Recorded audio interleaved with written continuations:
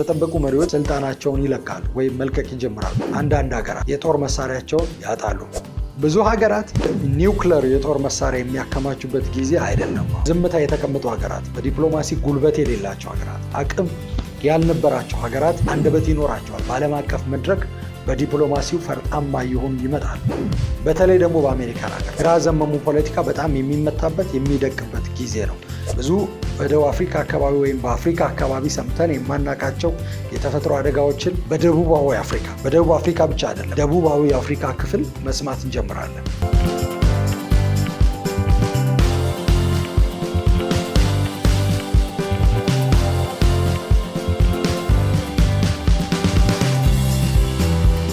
ሰላም፣ እንዴት ናችሁ? ሰላም ናችሁ ወይ? የእግዚአብሔር ስም የተባረከ ይሁን። እኔ ነቢይ ቢንያም ማቴዎስ ነኝ። ዛሬ ወደ እናንተ የእግዚአብሔርን ሐሳብ የእግዚአብሔርን መልእክት ይዤ መጥቻለሁ።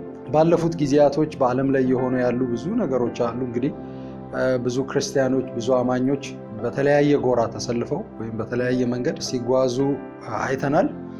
በተለይ ደግሞ ከፍተኛ የሆነ ኮንፊውዥን፣ ከፍተኛ የሆነ ግራ መጋባት አለ በዓለም ላይ በሚሆነው እውነት ማለት ነው። እግዚአብሔር ለእናንተ ያዘጋጀላችሁ መልእክት አለ። ቀጥሎ ዓለም የምትሄድበትን መንገድ እንድታውቁ፣ የእግዚአብሔርን ሐሳብ በትክክል እንድትረዱ፣ ከዚህ የተነሳ ጸሎታችሁ፣ አካሄዳችሁ፣ እይታችሁ ሁሉ በዚህ በእግዚአብሔር ሐሳብ እንዲቃኝ እግዚአብሔር ያዘጋጀላችሁ መልእክት አለ።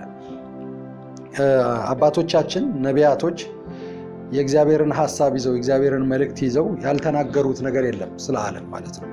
መጽሐፍ ቅዱስ ላይ ኢሳይያስን ብናይ፣ ኤርሚያስን ብናይ፣ ሕዝቅኤልና ሌሎች ነቢያቶችን ብናያቸው እነሱ የተናገሩት መልእክት በዓለም ላይ የማይመለከተው ክፍል የለም። በዓለም ላይ ሁሉ መልእክት የእግዚአብሔርን ሐሳብና ትንቢት ተናግረዋል። ይህም የሚያሳየው እግዚአብሔር ስለ ዓለሙ ሁሉ እንደሚያገባውና እንደሚመለከተው ነው። ብዙ ጊዜ ቤተክርስቲያንን በተመለከተ ሰዎች የተለያየ አቋም ሲያንጸባርቁ እናያለን። ይሄ ቤተክርስቲያንን የሚመለከት ጉዳይ አይደለም የሚሉት ብዙ ነገር አለ። ፖለቲካን ጨምሮ፣ የኢኮኖሚ ሁኔታዎችን ጨምሮ የተለያዩ ነገሮችን ቤተክርስቲያን ይሄ አይመለከታትም፣ አያገባትም በሚል ሲቃወሙ እናያለን። ነገር ግን ይህ ከቶ ስህተት ነው፣ ትልቅ ስህተት ነው። ቤተክርስቲያን የማይመለከታት የማያገባት ምንም ነገር የለም። ፖለቲካን ጨምሮ፣ የኢኮኖሚ ሁኔታዎችን ጨምሮ፣ ሌሎች ሁኔታዎችን የዓለም ሀገራትን ጨምሮ ቤተክርስቲያን የማይመለከታት ምንም ነገር የለም። እግዚአብሔር ሐሳቡንና ፈቃዱን በቤተክርስቲያን አማካኝነት ሊገልጥ መርጧል፣ ወዷል። ስለዚህ የእግዚአብሔርን ምርጫ መቀየር አንችልም። የእግዚአብሔርን ፈቃድ መለወጥ አንችልም። መተባበር ወይም አለመተባበር፣ መስማማት ወይም አለመስማማት ነው የምንችለው። ከተስማማን ይሄ የእግዚአብሔር ሐሳብ ስለሆነ በእጅ ብልጫ ወይም በድምፅ ልንሽረው ስለማንችል ከእግዚአብሔር ሐሳብ ጋር ልንቆም ነው የሚገባን። ነቢያቶቹም ስለ የትኛውም ጉዳይ የእግዚአብሔርን ሐሳብና የእግዚአብሔርን ፈቃድ መግለጥ፣ መናገር ይችላሉ፣ ማውራት ይችላሉ። እግዚአብሔር የተናገራቸውን መናገር ይችላሉ። ይሄ አይመለከታችሁም መባል የለበትም። ነቢያቶቹ ማድረግ የማይችሉት ነገር ቢኖር ወይም ደግሞ የእግዚአብሔር ሰዎች መሆን የሌለባቸው በኔ ሐሳብ ማለት ነው፣ በኔ እውቀት፣ በኔ መረዳት መሆን የሌለባቸው ነገር ቢኖር ቤተክርስቲያን ከአንዱ ጋር ሳይድ መያዝ የለባትም። የተለያዩ ግሩፖች ቢኖሩ፣ የተለያዩ የፖለቲካ አካላት ቢኖሩ፣ የተለያዩ ሀገራት ራሱ ቢኖሩ ቤተክርስቲያን በግሏ በራሷ ምርጫ ይሄ ለኔ ይጠቅመኛል በሚል ወይም ደግሞ ካለችበት ሀገር፣ ካለችበት ሁኔታ፣ ካለችበት የዓለም ክፍል የተነሳ እኛን አፌክት ያደርጋል ከሚል አቋም ተነስታ ሳይድ መያዝ፣ የአንዱ ወገን ደጋፊ የሌላው ደግሞ ተቃዋሚ መሆን የለባትም። ቤተክርስቲያን የእግዚአብሔር ደጋፊ ወይም ደግሞ የእግዚአብሔር ወገን ናት። መምረጥ አለባት። ግን ደግሞ ኦልሬዲ እግዚአብሔር ቤተክርስቲያንን ወገኑ አድርጓታል። ወገን ናት። ወገን ያደረጋት እግዚአብሔር ነው። መለየት አትችልም፣ ይሄንን መቀየር አትችልም። ይሄንን ግን መምረጥ ግን ትችላለች። ወገን አይደለሁም ብትል ትሳሳታለች፣ ትክክል ባልሆነ መንገድ ትሄዳለች። ስለዚህ ሌላውን መወገን አትችልም፣ ከእግዚአብሔር ጋር ግን መወገን አለባት። ስለዚህ የእግዚአብሔርን አቋም በዓለም ላይ የተለያዩ ነገሮች ስለሚሆኑ የእግዚአብሔርን አቋም ለማንጸባረቅና ለመግለጥ ቤተክርስቲያን ለዚህ ለእግዚአብሔር ሐሳብ ራሷን መስጠት አለባት። ከዚህም የተነሳ እንግዲህ እኔ ባለፉት ጊዜያቶች የእግዚአብሔርን ሐሳብ ስናገር ስለ ዓለም ሀገራት፣ ስለ ሀገራችን የእግዚአብሔርን መልእክት ስናገር ቆይቻለሁ። እንደ ነቢይ እግዚአብሔር መልእክት እንደሰጠው እና እግዚአብሔር በዚህ ጉዳይ ላይ እንዳዘጋጀው ሰው የእግዚአብሔርን ሐሳብ ስናገር ቆይቻለሁ እና ዛሬም እግዚአብሔር የሰጠኝ መልእክት አለ። በሚቀጥሉት ዓመታት በሚቀጥሉት ጊዜያቶች ብዙ ያልተለመዱ ነገሮች በዚህ ዓለም ላይ የሚሆኑ የተለያዩ ሀገራት የተለያዩ ውሳኔዎችን የሚወስኑበት በተለያየ አቅጣጫ የሚሄዱበት የዓለም የኢኮኖሚና ወታደራዊ አሰላለፍ የሚለወጥበት ብዙ ፈጣን ለውጦች ፈጣን ነገሮች የሚሆኑበት ጊዜ ነው በሚቀጥሉት ጥቂት ዓመታት። በተለይ ደግሞ የሚቀጥለው 5 ዓመት ብዙ ፈጣን ለውጦችን የምናይበት ነው። ከዚህ የተነሳ እነዚህ ነገሮች ሲሆኑ ግራ እንዳትጋቡ፣ የእግዚአብሔርን ሐሳብ እንድታውቁ፣ መጸለይ ባለባችሁ ጉዳይ በግልጽ እንድትጸልዩ፣ መተባበር ባለባችሁ ጉዳይ ደግሞ በግልጽ እንድትተባበሩ፣ የእግዚአብሔርን ሐሳብ በደንብ እንድታውቁ እግዚአብሔር ለእናንተ ሊናገር ወዷል። ስለዚህ ከምንም በላይ ደግሞ ልባችሁ በሌላ ነገር ኦኮፓይ እንዳይደረግ እንዳይያዝ፣ በእግዚአብሔር ሐሳብ እንዲያዝ፣ ዘና እንድትሉ ሌሎች ነገሮች ሌላው ዓለም ሲናወጥ እናንተ ግን ዘና እንድትሉ፣ ከዚህም የተነሳ አማኞች እንዳይናወጡ ይልቁን የእግዚአብሔርን ሐሳብ አውቀው እንዲረጋጉ እና ከእግዚአብሔርም ሐሳብ ጋር እንዲተባበሩ የእግዚአብሔር ሐሳብ ይነገራቸዋል። የእግዚአብሔር ያገባቸዋል፣ ይመለከታቸዋል። ዓለም ወዴት አቅጣጫ እንደምትሄድ እንዴት እንደምትሄድ ማወቅ የእናንተ መብት ነው። በዓለም ያሉ በጌታ ያልሆኑ ጌታን የማያውቁ ሰዎች ወደዚህ መገለጥ ወደዚህ ብርሃን አልመጡም፣ ወይም ወደዚህ መብት አልመጡም። ነገር ግን በክርስቶስ አማካኝነት ወደዚህ መብት መምጣት ይችላሉ። አሁን ይህንን መልእክት ስናስተላልፍ በጌታ ያልሆኑ ሰዎች፣ በጌታ ያልሆናችሁ ሰዎች፣ ጌታ ኢየሱስን እንደ ግል አዳኝ አድርጋችሁ ያልተቀበላችሁ ሰዎች ልትሰሙን ትችላላችሁ፣ ልታደምጡን ትችላላችሁ። ነገር ግን ከምንም የሚቀድመው ሕይወታችሁን ለኢየሱስ ክርስቶስ መስጠትና ወደ ደህንነት መምጣት ነው። ምክንያቱም የምትሰሙት ነገር በሙሉ ትርጉም ይሰጣችሁ ያን ጊዜ ነው። ወደ ጌታ ወደ ኢየሱስ ክርስቶስ ስትመጡ የምንናገረው ነገር በሙሉ ትርጉም ይሰጣችኋል። እንደ እግዚአብሔር ቃል እንናገራለን፣ እግዚአብሔር እንደተናገረን እናወራለን። የእግዚአብሔር ስም የተባረከ ይሁን። ሌላው አማኝ የሆኑ ሰዎች በተለይ ደግሞ በዚህ ዓለም ላይ በሚሆኑ ለውጦች ምክንያት ከዚህ ፊት በውስጣቸው በገባው የፖለቲካ አይዲዮሎጂ ወይም ደግሞ ፕሮፓጋንዳ ወይም ደግሞ ሌላ አቋም የተነሳ የእግዚአብሔርን ፈቃድና የእግዚአብሔርን ሐሳብ እንዳይጋፉ፣ እንዳይቃወሙ፣ ራሳቸውን ለፍርድ አሳልፈው እንዳይሰጡ፣ ይልቁን ከዚህ ነገር እንዲወጡ፣ የተለያየ ፕሮፓጋንዳ ውስጣቸው ያለውን ፕሮፓጋንዳ እንዲያወጡ፣ የተለያየ አቋም እንዲለቁና ከእግዚአብሔር ጋር እንዲተባበሩ ይህ መልእክት ይነገራቸዋል። የእግዚአብሔር ስም የተባረከ ይሁን።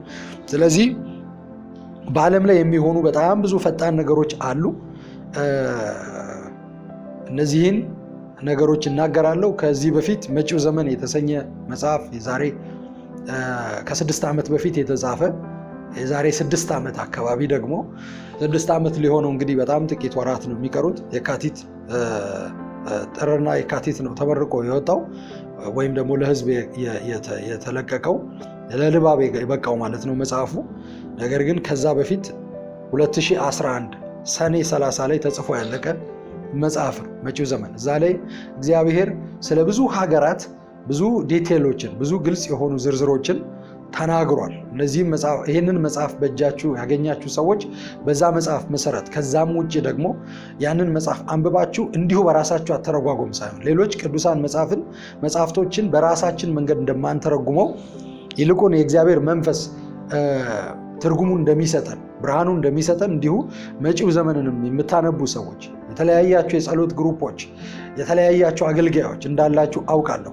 ስታነቡ በጸሎት ሆናችሁ የእግዚአብሔርን ሐሳብ ለመረዳት ባለ ቅልብ ሆናችሁ መንፈስ ቅዱስን እየጠየቃችሁ ትርጉሙን እሱ እየሰጣችሁ ጊዜውን እሱ እያመለከታችሁ ብትጸልዩና ብትጠባበቁ እመክራቸዋለሁ። ይህንንም መልእክት እንደዚሁ እንግዲህ እያንዳንዱ በኦርደር ይፈጸማል እያልኩኝ አይደለም። ነገር ግን አንድ በአንድ ግን ይሆናል። እግዚአብሔር አንድ በአንድ ሁሉን ያደርጋል። የእግዚአብሔር ስም ይባረክ።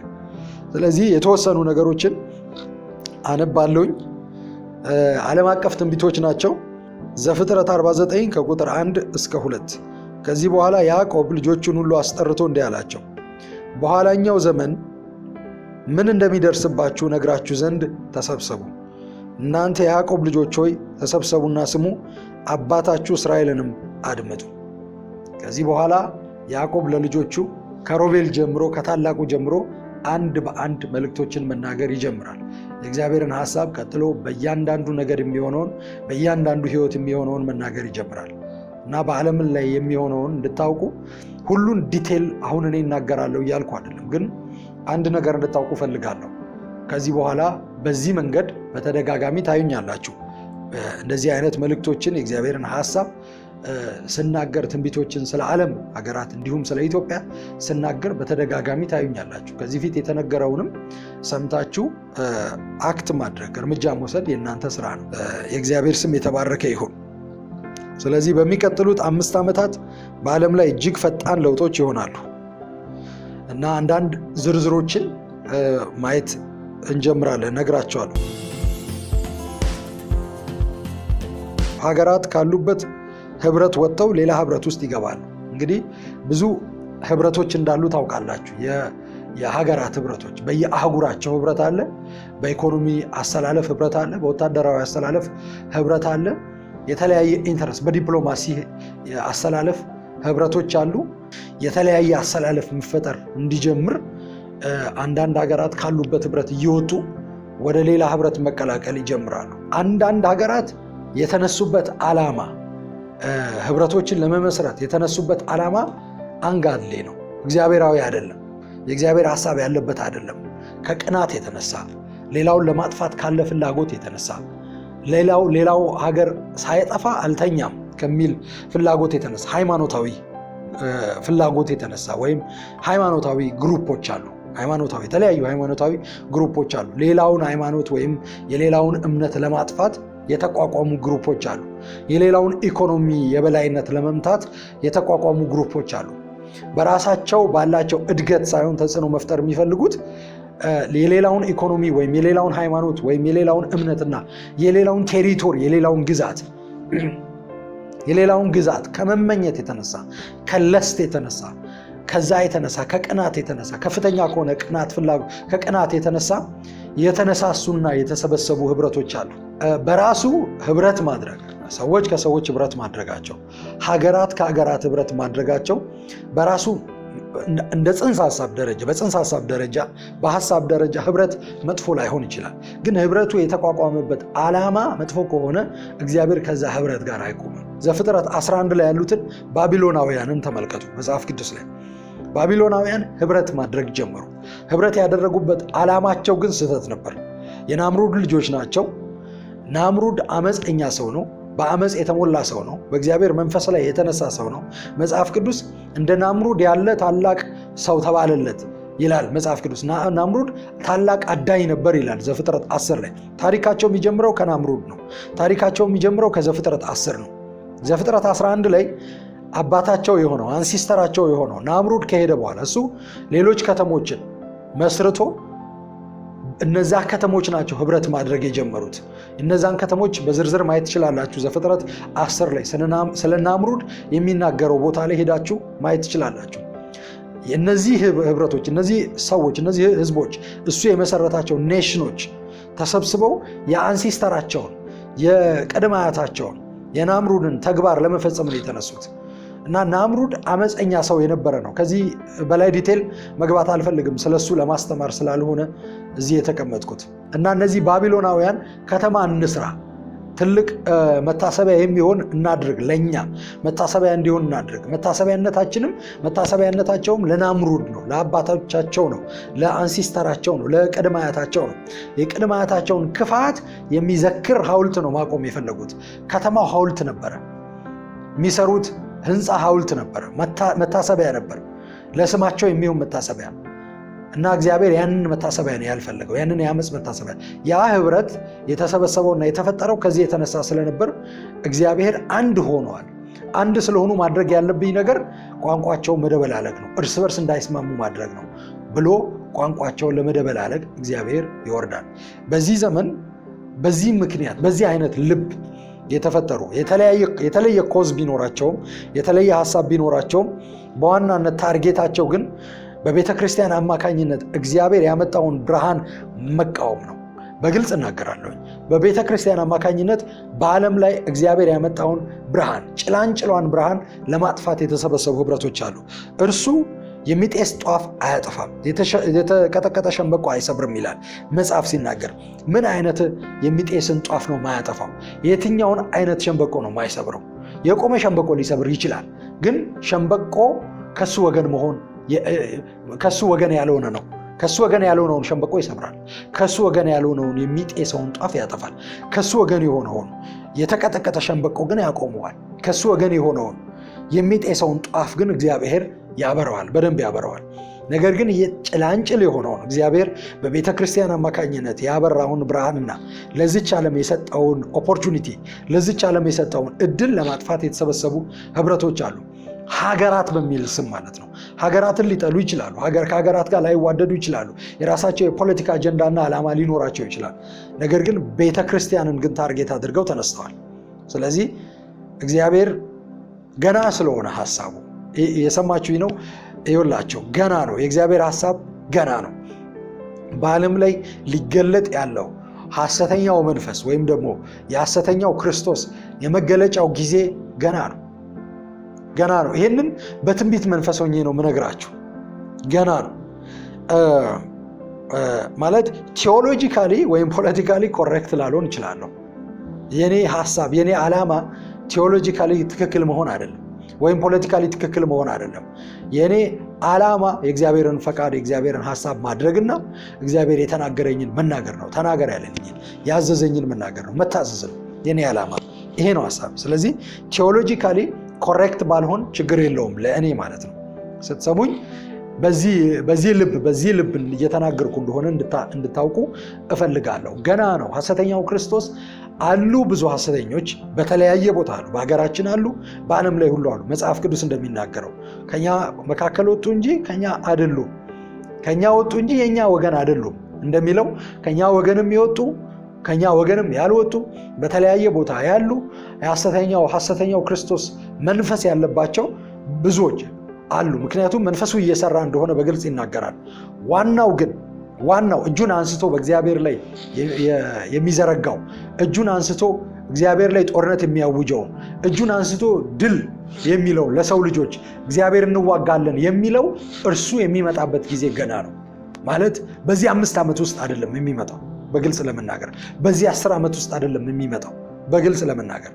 ስለዚህ ከዚህ የተነሳ ቤተ ክርስቲያን በዓለም ሁሉ ላይ ተሰራጭታ ወንጌልን የምትሰብክበት፣ አንዳንድ ሀገራት ለወንጌል የዘጉትን ደጅ የሚከፍቱበት ጊዜ እየቀረበ ስለሆነ እግዚአብሔር እነዛ ሀገራት የተሰበሰቡበትን ዓላማ ይመተዋል፣ ይበትነዋል።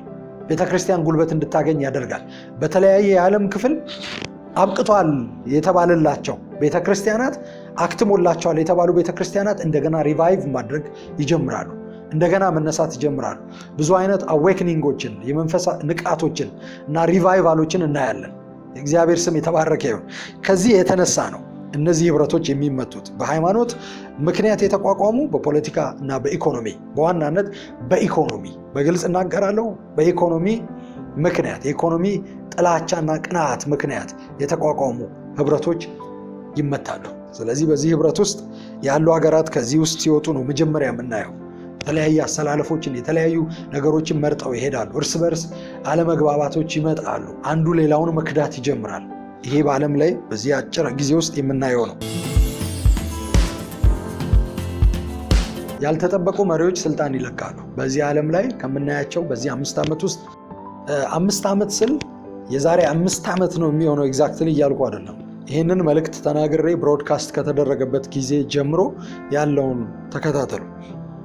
መልእክቱን ተናግሬ ብሮድካስት ከሚደረግበት ከሚለቀቅበት ጊዜ ጀምሮ ያለውን ከዛ ጊዜ ጀምሮ መቁጠር ትችላላችሁ። ያልተጠበቁ መሪዎች ስልጣናቸውን ይለቃሉ ወይም መልቀቅ ይጀምራሉ። በጣም አንዩዥዋሊ ያልተለመዱ መሪዎች፣ ያልተጠበቁ መሪዎች ስልጣናቸውን ይለቃሉ። አንዳንድ ሀገራት በተለይ ደግሞ በድርድር በሚሆን መልኩ የሚመኩበትን የጦር መሳሪያ ያጣሉ።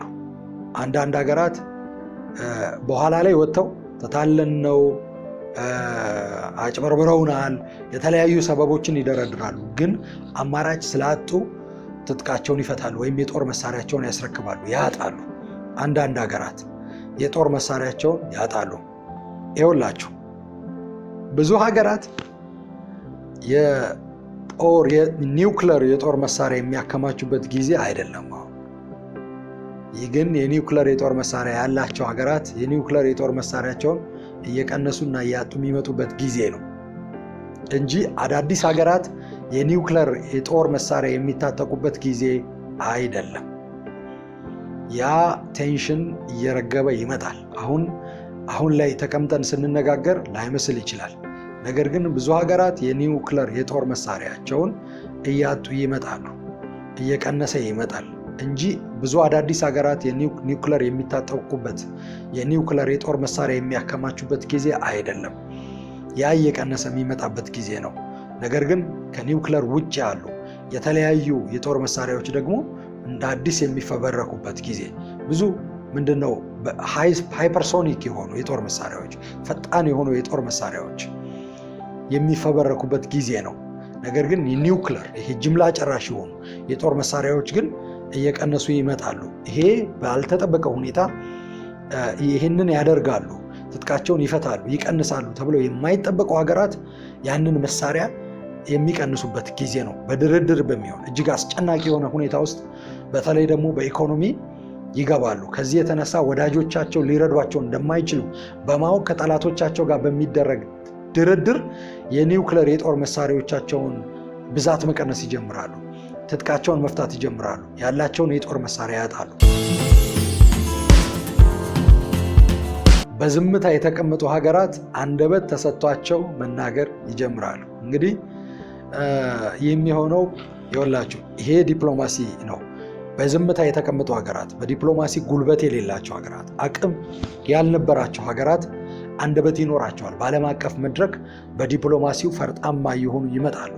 አንደበት ያላቸው ሀገራት እየሆኑ ይመጣሉ። ይህንን ታያላችሁ በዚህ ጊዜ ውስጥ፣ በዚህ አጭር ጊዜ ውስጥ በዝርዝር ስለ አንዳንድ ሀገራት መልክ ጥቂት ሀገራት ማለት ነው በዝርዝር እናያለን። የተወሰኑ ዝርዝሮችን እናያለን።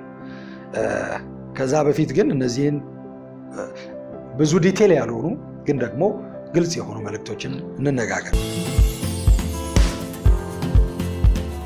ታላላቅ መሪዎች የነበሩ ሀገራቸውን ጥለው ሸሽተው በሰው ሀገር መኖር ይጀምራሉ። ይህ በተለይ ደግሞ ከግራ ዘመሙ ፖለቲካ ጋር በተያያዘ የሚሆን ነው። የግራ ዘመሙ ፖለቲካ በእጅጉ ከመመታቱ የተነሳ በእጅጉ ከመድቀቁ የተነሳ የሚሆን ነው የሚሆነው እና ከዚህ በፊት እግዚአብሔር መጪው ዘመን ላይ ተናግሮ 2011 አካባቢ የተጻፈ መጽሐፍ ነው። 2012 ወጥቷል። ከዛሬ 6 ዓመት በፊት ማለት ነው። ይህን ሲናገር አይመስልም ነበር። ግራ ዘመሙ ፖለቲካ እያንሰራራ በኃይል እየተነሳና እየወጣ ሌላውን ሁሉ እየዋጠ ነበር የሚመስለው። ግን በአጭር ጊዜ ውስጥ እግዚአብሔር መምታት ጀምሮ አይተናል። አሁን ግን ገና ነው በደንብ የሚመታበት የሚደቅበት። በተለይ ደግሞ በአሜሪካን ሀገር ግራ ዘመሙ ፖለቲካ በጣም የሚመታበት የሚደቅበት ጊዜ ነው።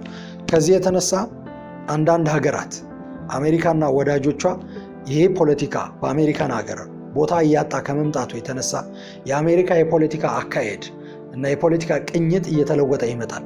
ከዚህ የተነሳ አሜሪካ ብዙ ወዳጆቿን ታጣለች። ብዙ ወዳጆቿ የነበሩ ሀገራትም አሜሪካንን ያጣሉ እና የተለያየ ፖዚሽን ላይ እንደሚቀመጡ መንፈስ ዓለም ላይ እንድታውቁ ፈልጋለሁ። የተለያየ ፖዚሽን ላይ ይቀመጣሉ። የተለያየ መልክ ይኖራቸዋል። በኢኮኖሚ፣ በወታደራዊ፣ በዲፕሎማሲ የተለያየ ቦታ ላይ ይቀመጣሉ እና አሁን የተናገርኩት ይሄ መልእክት ሸሽተው ሲሄዱ ምልክቱ ነው የምታዩት።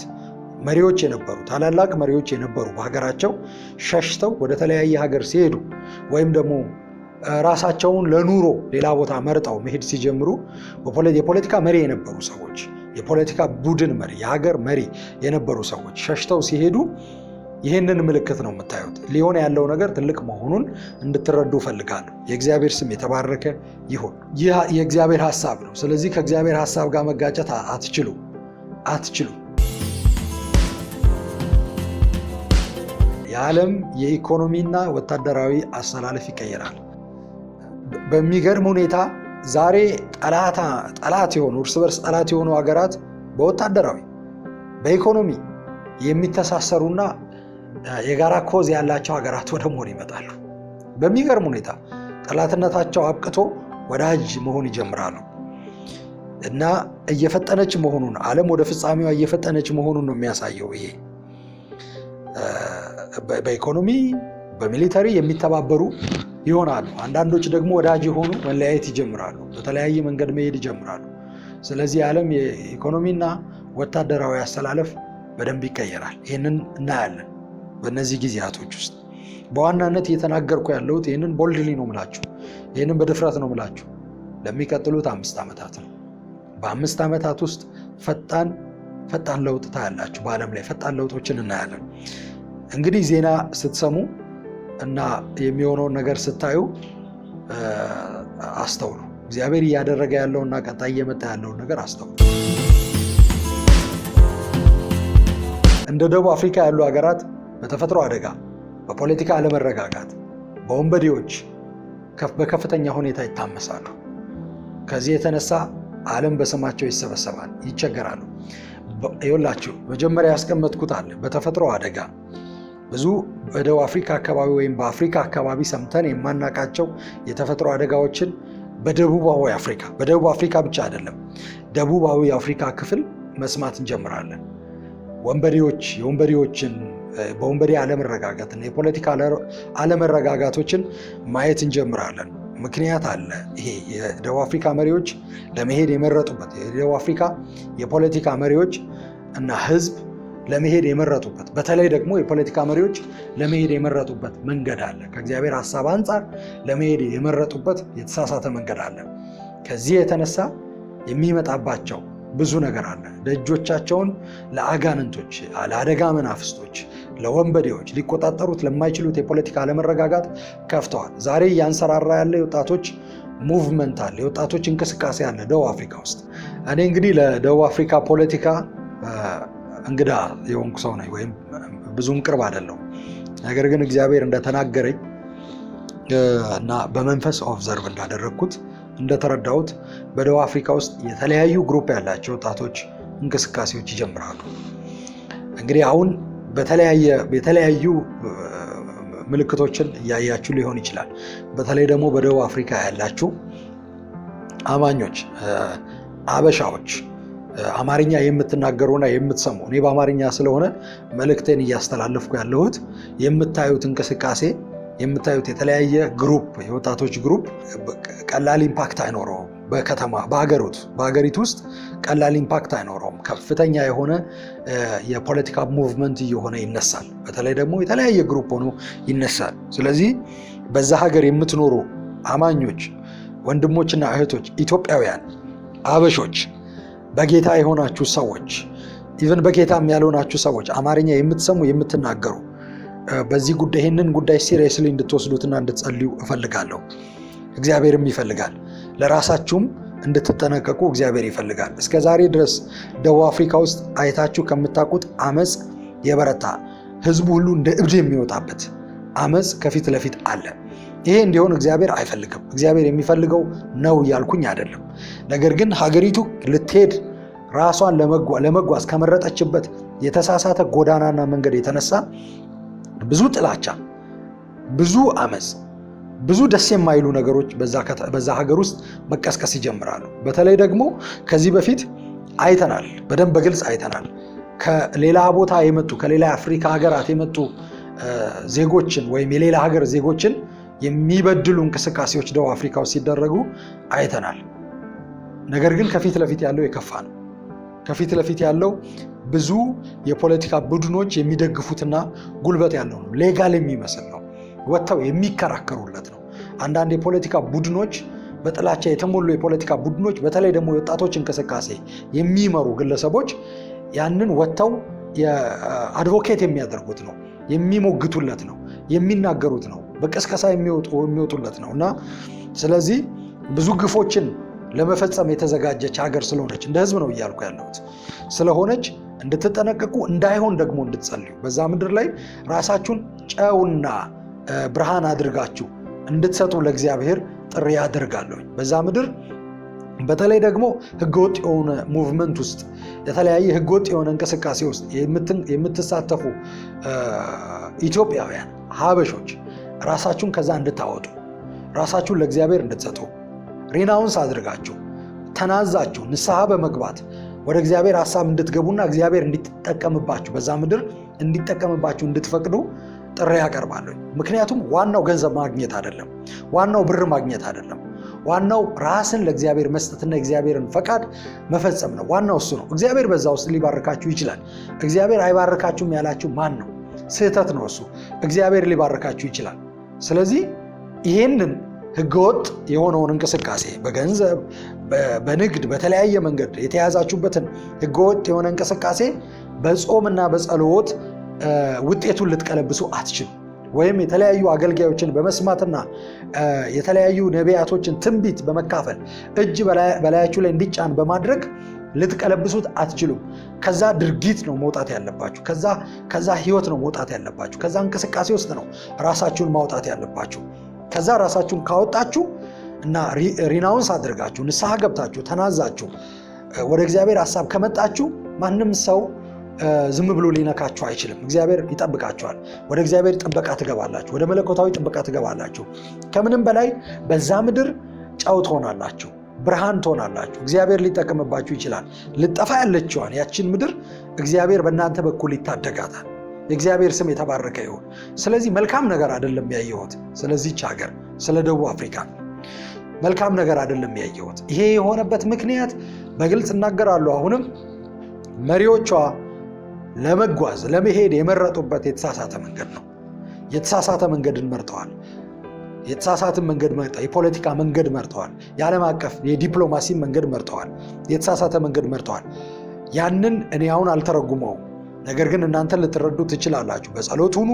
ወደ ጸሎት ከገባችሁ ልታውቁ ትችላላችሁ። ስለዚህ የመሪዎችን ልብ እግዚአብሔር እንዲለውጥ ላላችሁበት ሀገር የመጸለይ ግዴታ አለባችሁ። ኤርምያስ በባቢሎን ምርኮ ከይሁዳ ተወስደው ወደ ባቢሎን ለተማረኩ እስራኤላውያን የጻፈላቸው ደብዳቤ ላላችሁበት ምድር፣ ተማርካችሁ ለሄዳችሁበት ምድር ጸልዩ፣ ያቺ ምድር መልካም እንድትሆን በጎ እንድትሆን እንድታፈራ ጸልዩ ብሎ ደብዳቤ ልክላቸዋል። እንግዲህ ክፋት አድርጎብናል። ብዙ ህዝባችንን አጉዟል፣ በግዞት ወስዷል፣ ገሏል፣ መሪዎቻችንን ከዙፋን አንስቷል፣ ህዝባችንን አዋርዷል ብለው ለሚያስቡት ለባቢሎን ንጉስና ለባቢሎን ህዝብ ለባቢሎን መንግስት እንዲጸልዩ ኤርምያስ ያሳስባል። ከዚህ የተነሳ ብዙ ዋጋ ከፍሏል። እንደ ነቢይ እንደ እግዚአብሔር ሰው ኤርምያስ ከዚህ መልእክት የተነሳ በዋናነት ብዙ ዋጋ ከፍሏል። ፖለቲካል ኢንተረስት አለው በሚል በሰዓቱ በይሁዳ የነበሩ ራሳቸውን መሪ አድርገው የመረጡ እነ እስማኤልና ሌሎች ማለት ነው። ያንን ማየት ትችላላችሁ። ያን ክፍል ሄዳችሁ ኤርምያስን የኔሪያ ልጅ ባሮክ አነሳስቶታል በእስራኤል ላይ እንዲናገር ትንቢት በሚል ኤርምያስ ላይ ተነስተውበት ነበር። ከዛም በፊት በይሁዳ የነበሩ እነ ሴዴቅያስን ጀምሮ ማለት ነው ነገስታቶች ኤርምያስ የሚናገረውን ትንቢት ህዝቡ እንዳይሰማ ለማድረግ ኤርምያስን ያንገላቱት ያጉላሉት ነበር። ግን ያ የእግዚአብሔር ሐሳብ ነው። ላላችሁበት ሀገር ላላችሁበት ምድር እንድትጸልዩ፣ ለዛ ህዝብ ለዛ መንግስት እንድትጸልዩ ያ የእግዚአብሔር ሐሳብ ነው። እኛም እዚሁ ላለንበት ሀገር እንድንጸልይ ይህ ሐሳብ ይህ መልእክት ለደቡብ አፍሪካ ላሉ አማኞች ወንድሞችና እህቶች አበሻዎች ብቻ አይደለም። በየትኛውም የዓለም ክፍል ያላችሁ ኢትዮጵያውያን የሆናችሁ አማርኛ የምትናገሩ ወይም በትርጉምም ቢሆን ይህንን መልእክት የምትሰሙ ሰዎች እንድትጸልዩ፣ በተለያየ ቋንቋ የምትናገሩ ላላችሁበት ሀገር መጸለይ ግዴታ አለባችሁ። መንግስት፣ ህዝብ መጸለይ ግዴታ አለባችሁ። መልካም መመኘት አለባችሁ። መጸለይ ብቻ ሳይሆን መልካም መመኘት አለባችሁ። ያ የሚጀምረው ምናልባት ተበድላችሁ ሊሆን ይችላል ባላችሁበት ቦታ፣ ወይም አልተመቻችሁ ይሆናል። ይቅርታ ከማድረግ ይጀምራል። የራሳችሁን ያላችሁበትን የተሳሳተ መንገድ ከመተው ሪናውንስ አድርጎ ተናዞ ንስሐ ገብቶ መመለስና የእግዚአብሔርን ሐሳብ ወደ ማድረግ ከመምጣት ይጀምራል። ቀጥሎ ደግሞ ይቅርታ ከማድረግ ላላችሁበት ቦታ ለበደላችሁ አካል ይቅርታ ከማድረግ፣ ከዛ ደግሞ እግዚአብሔር በሚያየው አይን ያንን ምድር ለማየት መወሰን አለባችሁ። የትኛውም ህዝብ በእግዚአብሔር አይን መዳን የሚገባው ህዝብ ነው። መትረፍ የሚገባው ህዝብ ነው። እግዚአብሔር በጥላቻ የሚያየው ህዝብ የለም። ነገር ግን ራሳቸው የእግዚአብሔር ጠላት አድርገው የሚለውጡ ግን አሉ፣ ብዙዎች አሉ። ይሄ የሰዎች ምርጫ ስለሆነ ከዚህ ሐሳብ ጋር አንተባበርም። ሰዎች ራሳቸውን የእግዚአብሔር ጠላት አድርገው ሲሰጡ አንተባበርም፣ ግን እንማልድላቸዋለን። ከእግዚአብሔር ሐሳብ ጋር እንቆማለን እንጂ ከእግዚአብሔር ጠላትነታቸው ጋር አንቆምም። ያንን ስናደርግ ያ እርግማን ስለሆነ በራሳችን ላይ እርግማን ነው የምንጠራው። እግዚአብሔር ወደ በረከት እንጂ ወደ እርግማን አልጠራችሁም። ስለዚህ በደቡብ አፍሪካ ያላችሁ አማኞች በተለያየ ዓለም ክፍል ያላችሁ አማኞች ላላችሁበት ሀገር ጸልዩ። እግዚአብሔር ያችን ምድር እንዲጎበኛት ሊሆን ያለውን ነገር እግዚአብሔር ሲናገር ያ ህዝብ ቢመለስ ከጥፋቱ ቢመለስ ከስህተቱ ወደ መልካም ሐሳብ ቢመጣ ከእግዚአብሔር ሐሳብ ጋር ቢተባበር ሊሆን ያለው መጥፎ ነገር ይቀየርና መልካም ነገር ይሆናል። መልካም የተነገረለት ህዝብ ደግሞ ካለው መልካም መንገድ ወጥቶ ካለበት መልካም ሐሳብ ወጥቶ ወደ ክፋት ቢመጣና ቢታበይ ሌሎችን መበደል ቢጀምር እሱ በሰፈረበት መስፈሪያ ስለሚሰፈርለት እግዚአብሔር ያሰበለት መልካም ነገር ቀርቶ ወደ ፍርድ ይመጣል። እንግዲህ እግዚአብሔር ሉዓላዊ አምላክ መሆኑን ልትረዱ ይገባል። ብዙ ጊዜ የእግዚአብሔርን ፈቃድና የእግዚአብሔርን ፈቃዳዊ ማንነትና የእግዚአብሔርን ሉዓላዊ ማንነት እናጣርሳለን። ሁለቱም አንዱ ሌላውን ያገለግላል እንጂ እርስ በርስ አይጣረስም። ወዳጅ ብላ ያዘቻቸው ሀገራት ብዙ ሊያዋጡና ሊያስኬዱ እንደማይችሉ አሁን ገብቷታል። ይገባታል አይደል? ገብቷታል። ይሄ ከቻይና ሊደርሺፕ ብልሃት የተነሳ ብልጠት የተነሳ እንጂ ጀስቲስን ፈልገው ፍትህን ፈልገው አይደለም። በህንድና በፓኪስታን መካከል ያለ ግጭት ጦርነቱ እንዲሆን እግዚአብሔር አይፈልግም። ጦርነቱ ብርቱ ጸሎት ከጸለይን፣ በተለይ ደግሞ በህንድም በፓኪስታንም ያለው አመፅ፣ እግዚአብሔርን የሚቃወመው አመፅ በወንጌል ሊደረስ የሚያስችል በር ከተከፈተ በር ከተገኘ ጦርነቱ እንዲቆም ስትጸልዩ ቀጥታ ጦርነቱን ታርጌት አታድርጉ። ጦርነቱን ያነሳሳ ምክንያት አለ። ዋና ስሩ ላይ የተቀመጡት እየመጣ ያለ የወንጌል ጠላትነት አለ በሁለቱም ሀገራት ውስጥ። ስለዚህ በሁለቱም ሀገራት ውስጥ ያሉ አማኞች ጉልበት እንዲያገኙ ከተለያየ ሀገር ወንጌላውያን እየሄዱ ዋጋ ለመክፈል ራሳቸውን እንዲሰጡ የአሜሪካ ወዳጅ የሆኑ ሀገራት ማዕቀቡን ይጥላሉ አይደለም ያልኩት፣ ማዕቀብ ለመጣል ይሰናዳል። ከዚህ የተነሳ ወዳጅነታቸው በእጅጉ ይሻክራል። ለፈረንሳይ መሪዎች በብርቱ ጸልዩ። ንግግሩ ጠንካራና ግጭት የተሞላበት ግጭትን የሚጋብዝ ንግግር ይሆናል። ዲፕሎማሲው የኢትዮጵያና የግብፅ ዲፕሎማሲ እየሻከረ ግጭት የተሞላበት እየሆነ ይመጣል።